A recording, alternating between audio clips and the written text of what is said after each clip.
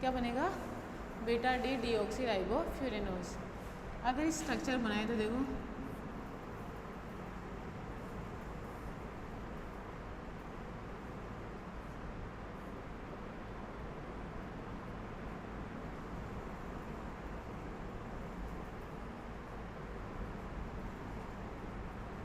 ठीक है, ये क्या कहेंगे अपन इसे, अल्फा डी डीऑक्सी राइबोफ्यूरेनोज। ठीक है, ऐसे बना, ये ऐसे HOH और ये HH और ये OH HCH2OH। इसे क्या कहेंगे, बीटा डी डीऑक्सी राइबोफ्यूरेनोज। क्या बनेगा, बीटा डी डीऑक्सी राइबोफ्यूरेनोज। बात समझ में आई क्या? ठीक है, इस तरीके से क्लियर। ये क्या हो जाएंगे, इनके स्ट्रक्चर हो जाएंगे, किस किस के, राइबोज के और डीऑक्सी राइबोज के। और ये कौन से फॉर्मूलाज होते हैं, हावर्थ प्रोजेक्शन फॉर्मूला। ठीक है,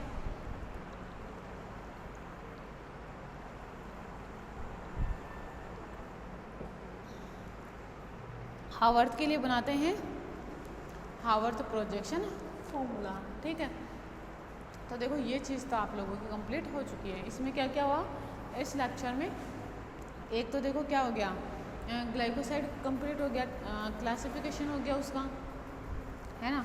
उसके बाद में नेचुरल ग्लाइकोसाइड हो गया, उसके एग्जाम्पल्स हो गए, स्ट्रक्चर एग्जाम्पल्स हो गए, है ना, उनको कैसे बनाते हैं वो चीज़ क्लियर हो गई।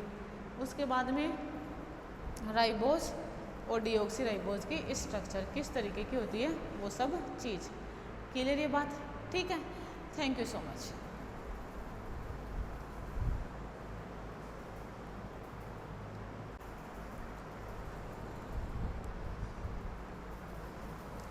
देखो आप लोगों के राइबोज डीऑक्सी राइबोज इनकी स्ट्रक्चर कंप्लीट हो चुकी थी, है ना। अब देखो डाइस्टीरियोमर, है ना, ये किस तरीके से आइसोमर बनाते हैं वो देख लेते हैं अब। ठीक है, चाहो तो किसी की भी बात करें अपन, डी ग्लूकोज की बात करें, डी फ्रुक्टोज की बात करें, डी मेनोज की बात करें, किसी की भी, राइबोज की, डीऑक्सी राइबोज की, तो वो सब चीज़, ये कॉन्फ़िगरेशन कैसे बनाते हैं वो सब चीज़ देख लेते हैं। ठीक है, देखो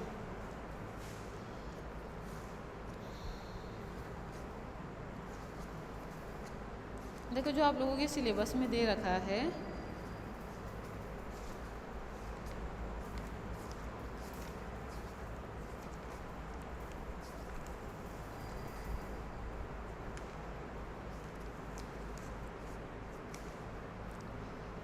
कॉन्फॉर्मेशनल एनालिसिस ऑफ मोनोसैकेराइड, है ना, conformational analysis of monosaccharide.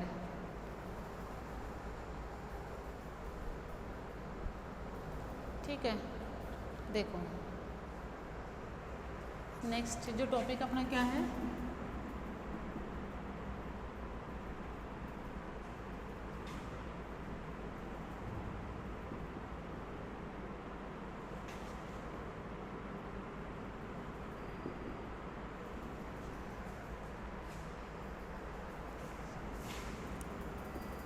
Of monosaccharide.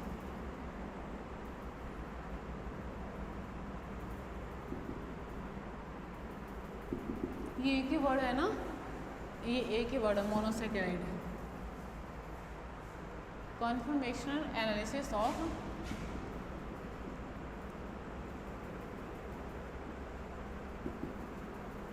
Monosaccharide. ठीक है, कॉन्फॉर्मेशनल एनालिसिस ऑफ मोनोसैकेराइड। अब देखो इसका कॉन्फॉर्मेशनल एनालिसिस अपन किस तरीके से करते हैं वो चीज़ है। देखो क्या होता है कि जो ये होते हैं मोनोसैकेराइड होते हैं, ठीक है, मोनोसैकेराइड की अपन ने क्या करी थी, ग्लूकोपाइरेनोज, है ना, मोनोसैकेराइड की अपन क्या करते हैं, ग्लूकोपाइरेनोज ग्लूकोपाइरेनोज, ठीक है। इस स्ट्रक्चर बनाते हैं ग्लूकोपाइरेनोज, ठीक है। मुझे एक बात बताओ, ये जो ग्लूकोपाइरेनोज स्ट्रक्चर होती है ये क्या होती है? 6 मेंबर्ड होती है, ठीक है। ग्लूकोपाइरेनोज स्ट्रक्चर कैसी होती है? 6 मेंबर्ड होती है। बात क्लियर? पहली चीज़ तो ये it is a 6 membered oxygen containing ring. Glucopyranose is a 6 membered oxygen containing ring, ठीक है। और अगर इसे 6 मेंबर्ड ऑक्सीजन कंटेनिंग रिंग होती है तो कैसी होगी? Like as cyclohexane. कैसी फॉर्म में होगा ये? साइक्लोहेक्सेन फॉर्म में पाया जाएगा। स्ट्रक्चर इसकी कैसी होती है? ये साइक्लोहेक्सेन जैसा दिखाई देता है, ठीक है। क्लियर? अब क्योंकि इसमें कार्बन ऑक्सीजन कार्बन है ना, अब इसमें क्या होता है? Carbon oxygen carbon. जो बॉन्ड एंगल होता है वो टेट्राहेड्रल होता है ना। और टेट्राहेड्रल होने के कारण ये 109 डिग्री 28 मिनट से थोड़ा सा ज़्यादा होता है, ठीक है। और साइक्लोहेक्सेन की बात करें अपन, जो बॉन्ड एंगल होता है इसमें ग्लूकोपाइरेनोज में, बॉन्ड एंगल कौन सा? कार्बन ऑक्सीजन कार्बन, वो कितना होता है? More than 109 degree 28 minute. कितना होता है? 109.28 मिनट। क्लियर ये वाली बात भी, ठीक है। ये होता है। अब इसमें भी क्या होता है वो चीज़ देखना ज़रा। इसमें क्या होता है कि ये जो बॉन्ड है ना, मतलब साइक्लोहेक्सेन में भी एंगल स्ट्रेंथ पाई जाती है, इसमें भी पाई जाती है। अब जो साइक्लोहेक्सेन है वो 2 फॉर्म में पाया जाता है, ठीक है। साइक्लोहेक्सेन 2 कन्फर्मेशन बनाता है, एक चेयर कन्फर्मेशन और एक बोट कन्फर्मेशन, ठीक है। Cyclohexane will be form the 2 conformation, one is chair conformation, another is boat conformation. The stability of chair conformation is more than the boat conformation, ठीक है। समझ गई मेरी बात? The stability of chair conformation is more than boat conformation. बात समझ में आ रही? जो साइक्लोहेक्सेन चेयर और बोट कन्फर्मेशन बनाता है उनमें चेयर कन्फर्मेशन की स्टेबिलिटी ज़्यादा होती है, बोट की कम होती है, ठीक है। पहली चीज़ तो अब देखो, ये जो ग्लूकोपाइरेनोज होते हैं ये अल्फा डी ग्लूकोपाइरेनोज हो सकता है, ये बीटा डी ग्लूकोपाइरेनोज हो सकता है, ठीक है। तो ग्लूकोपाइरेनोज को भी अपन क्या कर सकते हैं? नॉर्मली 6 मेंबर्ड रिंग बोल तो चेयर कन्फर्मेशन के द्वारा बना सकते हैं, ठीक है। पहली चीज़ तो ये, मतलब उसके भी अपन कन्फर्मेशन बना सकते हैं। और जैसे साइक्लोहेक्सेन में एक्सियल और साइक्लोहेक्सेन में इक्वेटोरियल पोजीशन होती है ना, जानते हैं ना। साइक्लोहेक्सेन में इक्वेटोरियल पोजीशन होती है और साइक्लोहेक्सेन में क्या होती है? एक्सियल पोजीशन होती है। तो जहाँ जैसे अपन एक्सियल और इक्वेटोरियल पोजीशन बोलते हैं उन हाइड्रोजनों को रखते हैं, वैसे ही यहाँ पे क्या कर लेते हैं अपन, इनको रखते हैं। किनको? H और OH ग्रुप जो सबसिक्वेंट जुड़े होते हैं उनको। क्लियर ये वाली चीज़ भी, ठीक है।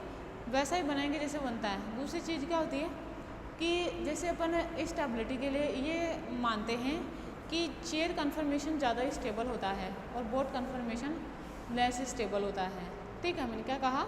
चेन कन्फर्मेशन ज़्यादा स्टेबल होता है और बोट कन्फर्मेशन कम स्टेबल होता है, ठीक है। तो चेयर कन्फर्मेशन में अपन हमेशा ही देखो, ऐसा नहीं होता है कि अपन चेयर कन्फर्मेशन बना दे कोई भी जो सबसिक्वेंट है उनको कहीं पर भी रख दे, ऐसा नहीं होता है। नॉर्मली क्या करते हैं? For the stabilization and for the stability of the chair conformation we always identify that the bulky group always lies at equatorial position and small group always lies at axial position, ठीक है। तो वो chair conformation क्या है? हमेशा ही more stable होगा, ठीक है। मैंने क्या कहा? स्टेबिलिटी के लिए अपन क्या करते हैं? बल्कि ग्रुप को हमेशा एक्सियल पोजीशन पर लाते हैं और जो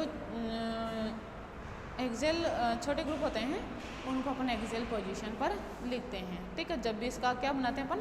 कन्फर्मेशन बनाते हैं, चेयर कन्फर्मेशन बनाते हैं। किसका? ग्लूकोपाइरेनोज स्ट्रक्चर का। अब मैंने कहा कि जो ग्लूकोपाइरेनोज स्ट्रक्चर होती है वो दो रूपों में पाई जाती है। One is alpha D glucopyranose and another is beta D glucopyranose. बात समझ में आई क्या? ठीक है, तो देखो अल्फा डी ग्लूकोपाइरेनोज और बीटा डी ग्लूकोपाइरेनोज किस संरचना में देखो अंतर क्या होता है। जो अल्फा डी ग्लूकोपाइरेनोज होता है में ग्लाइकोसाइडिक जो हाइड्रोक्सिल ग्रुप होता है ना, वो एक्सियल पोजीशन पर होता है, जबकि बीटा डी ग्लूकोपाइरेनोज में ये क्या होता है, इक्वेटोरियल पोजीशन पर होता है। समझ में आ रही है मेरी बात है? ठीक है, क्लियर? तो अपन क्या बोलते हैं कि बीटा को क्या बोला कि इसमें ये इक्वेटोरियल पोजीशन पर होएगा ग्लाइकोसाइडिक हाइड्रोक्सिल ग्रुप, और उसमें क्या होएगा, एक्सियल पोजीशन पर होगा अल्फा में। तो इसका मतलब क्या हुआ, अभी मैंने कहा bulky group always has the more tendency to gain equatorial position not axial position. ठीक है, जैसे इक्वेटोरियल पोजीशन पर आया उसकी स्टेबिलिटी बढ़ गई। तो ग्लूकोज का जो बीटा कन्फर्मेशन है ना, जो ग्लूकोज का बीटा कन्फर्मेशन है वो ज़्यादा स्टेबल होगा as compare to alpha conformation. ठीक है, बनते तो दोनों ही हैं लेकिन ज़्यादा एग्जिट किस में करता है, बीटा में करता है। ठीक है, ऐसे अपन अल्फा डी गैलेक्टोपाइरेनोज का चेयर कन्फर्मेशन बना सकते हैं, ऐसा ही अपन मेनोज का बना सकते हैं। क्लियर क्या मेरी बात? ठीक है, तो सबसे पहले तो देखो जो ग्लूकोपाइरेनोज स्ट्रक्चर होती है किसकी, डी ग्लूकोज की, वो कैसे लिखते हैं अपन, अल्फा और बीटा दोनों ही। देखो इधर देखना ज़रा,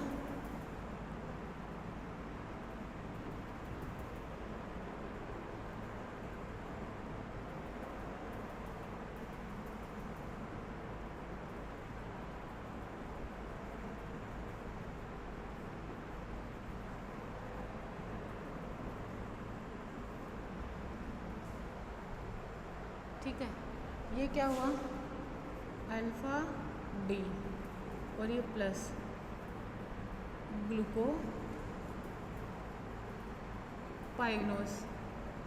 ठीक है, क्लियर? नेक्स्ट देखो, ये तो हुआ अल्फा फॉर्म है ना, और बीटा बनाओ तो इसका कैसे बनाओ, देखो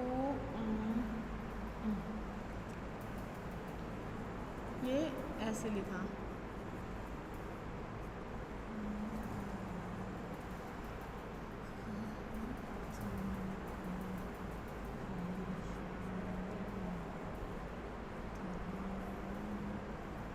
इसे क्या कहेंगे अपन, बीटा डी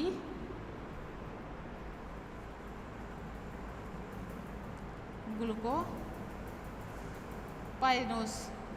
क्या कहेंगे इसे अपन, बीटा डी ग्लूकोपाइरेनोज।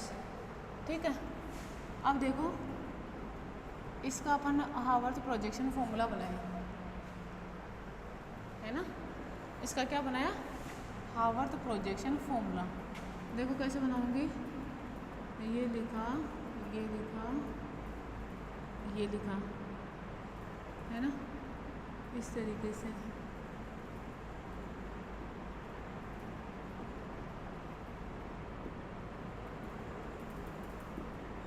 ये क्या हो गया इसका, ग्लूकोपाइरेनोज स्ट्रक्चर, ये हावर्थ प्रोजेक्शन फॉर्मूला है ना। ठीक, इसका बनाऊँ तो कैसे बनाऊँ, ये बनाया ऐसे,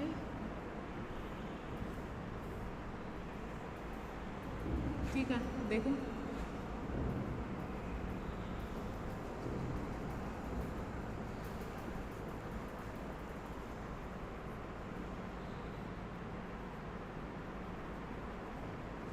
ये, ठीक है क्या बात समझ में? अब इसका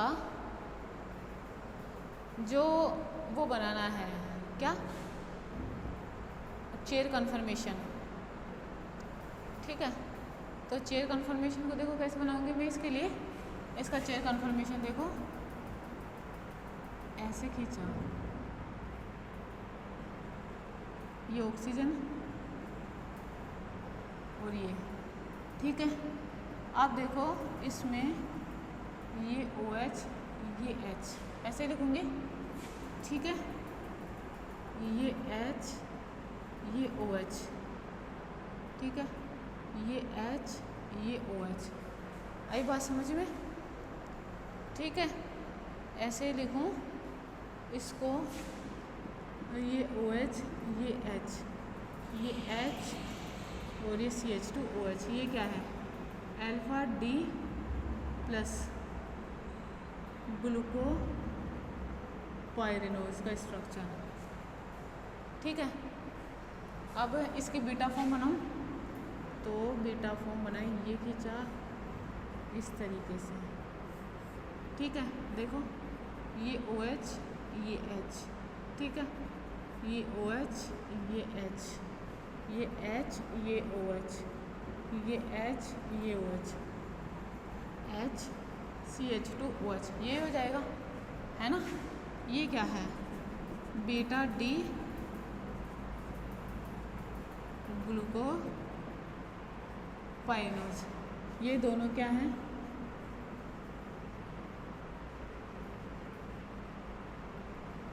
chair conformation of D glucopyranose. क्या है ये? Chair conformation of D glucopyranose. Clear ये वाली बात, ठीक है। क्या है ये? Chair conformation of glucopyranose. Clear इतनी चीज़। अब उसके बाद में देखो, ये तो हो गए इनके किसके? D ग्लूकोपाइरेनोज के, ठीक है। अब अल्फा बीटा D मेनोपाइरेनोज है ना, वो बनाते हैं। देखो इधर,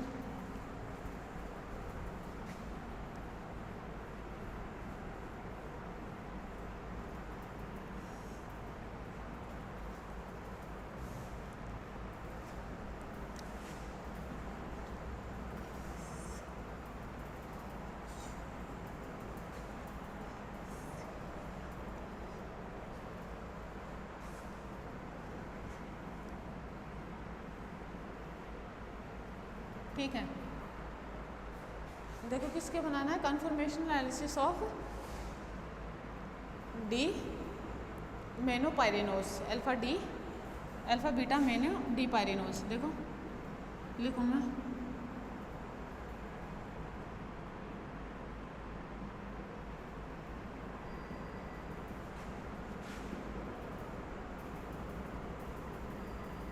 ठीक है। मुझे एक बात बताओ, मेनोज की जो स्ट्रक्चर होती है वो ऐसे होती है?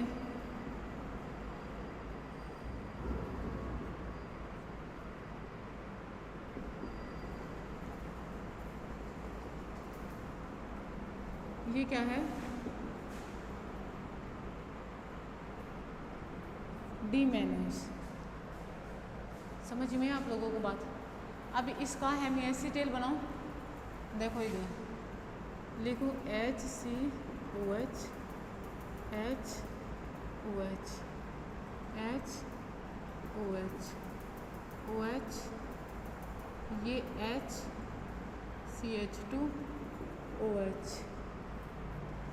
ठीक है।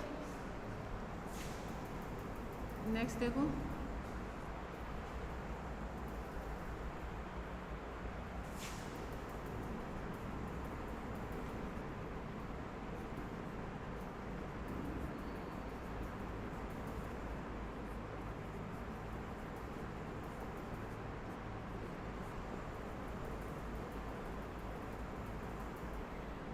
ये ऐसे, ये क्या है?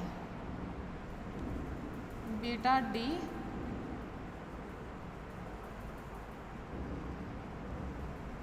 मेनोपाइरेनोज, ये अल्फा D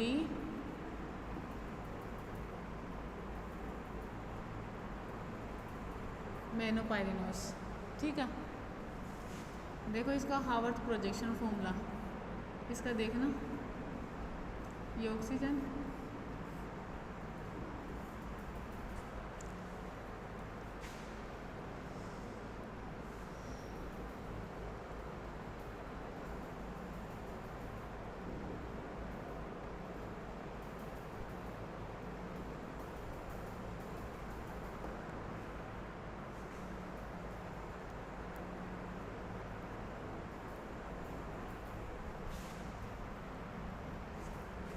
देखो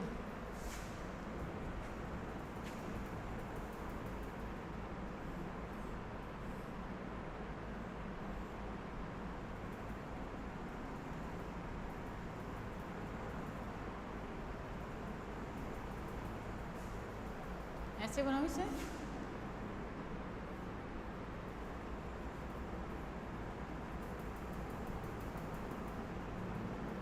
इसको देखो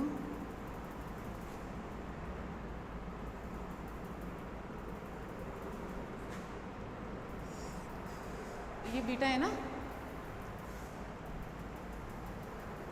तो ये एच इधर आएगा ना, वो एच इधर, तो इसमें भी चेंज होगा, यहाँ पे ओ एच, यहाँ पे एच, ये ओ एच एच,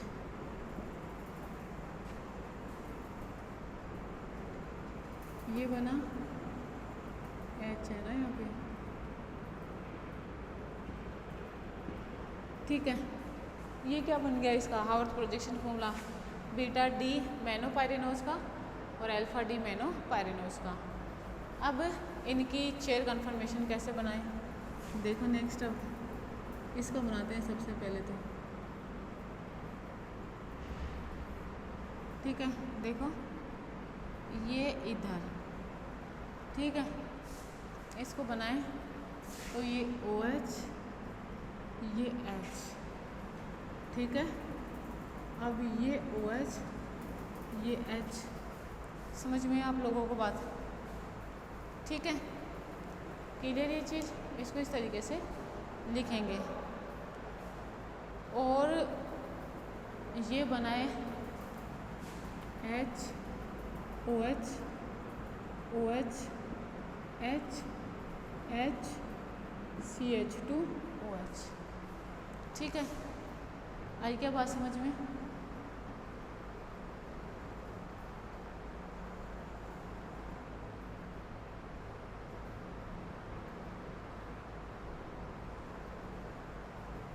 क्लियर ये वाली बात।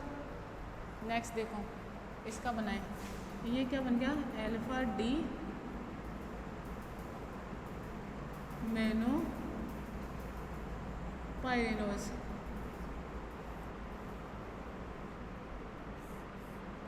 ठीक है। इसको देखो ये ओ एच और ये एच, ये ओ एच और ये एच, ये एच और ये ओ एच,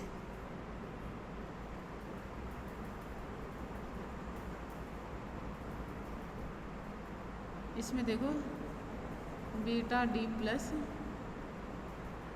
मैनो पायरेनोज, समझ में बात। इसके स्ट्रक्चर अपन ऐसे बनाएंगे, क्लियर। ये किसकी हो गई, डी मैनोपायरेनोज की, ठीक है। ये क्या हो गया, इसके चेयर कन्फर्मेशन,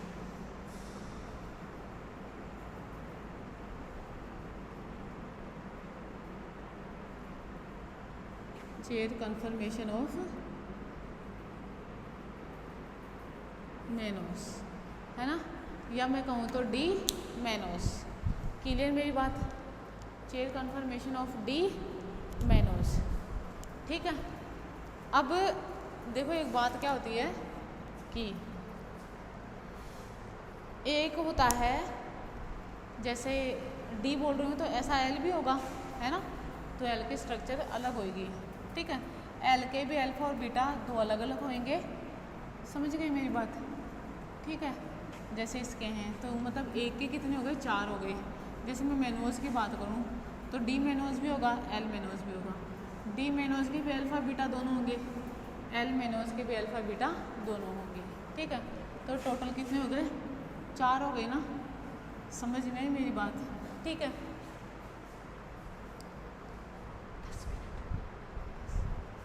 ठीक है, अब देखो गैलेक्टोज है ना,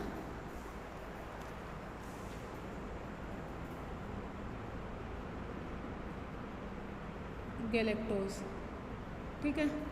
स्ट्रक्चर किसकी देखें, देखो गैलेक्टोज की स्ट्रक्चर देखो कैसी होती है, ऐसी होती है।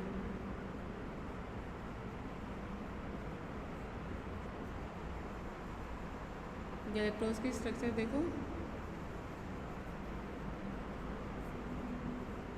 ये देखो 1 2 3 4 चौथा पोजीशन C4 एपीमर होता है ना ये, तो इसका स्ट्रक्चर देखो 1 2 3 4 HOH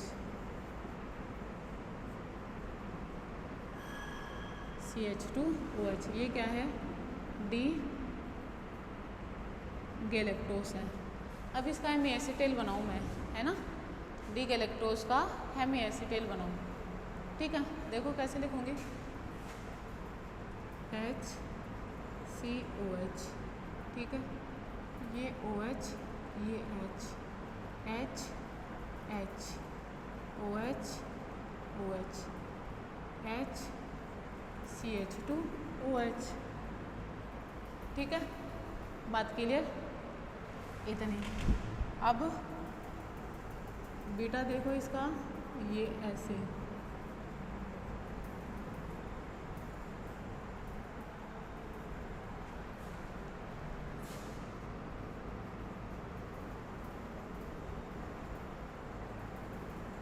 हो गई क्या, 6 1 2 3 4 5 6, तो हुई नहीं, तो CH2OH ये है ना। देखो इधर अल्फा D प्लस गैलेक्टो पायरेनोस, है ना, ये क्या होएगा, बीटा D गैलेक्टो पायरेनोस होएगा, ठीक है। अब नॉर्मली अगर वो करें, है ना, इस स्ट्रक्चर इसका देखें, तो देखो जो हावर्थ प्रोजेक्शन फॉर्मूला है इसका बनाए, देखो कैसे बनाऊँ हावर्थ प्रोजेक्शन फॉर्मूला इसका और इसका,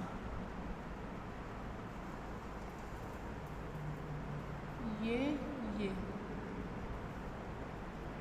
ठीक है, देखो OH H है ना, इसको लिखो OH H, इसको लिखो OH H और इसको लिखो OH OH और ये CH2OH, है ना, बीटा लिखूँ, ये काम आएंगे ना आगे जब अपन डाइसैकेराइड पढ़ेंगे।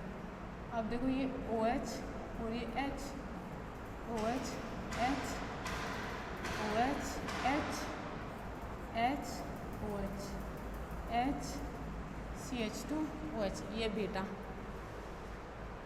आई क्या बात समझ में, ये क्या बन गया, बीटा D गैलेक्टोपायरेनोस अल्फा D गैलेक्टोपायरेनोस। देखो ये इसको देखो OH H, ठीक है, OH H, क्लियर क्या मेरी बात।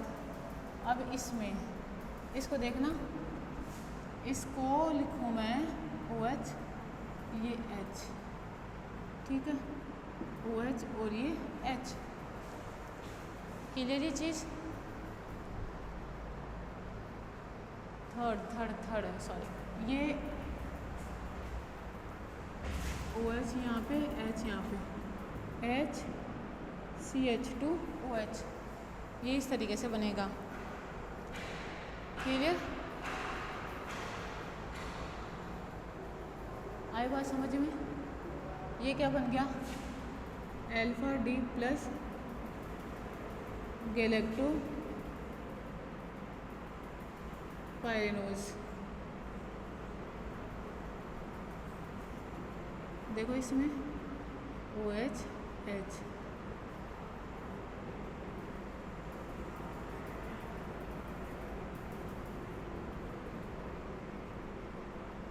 ये H CH2OH, बीटा D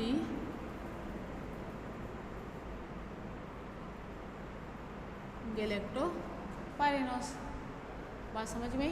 और ये क्या हो गए, इसके चेयर कन्फर्मेशन,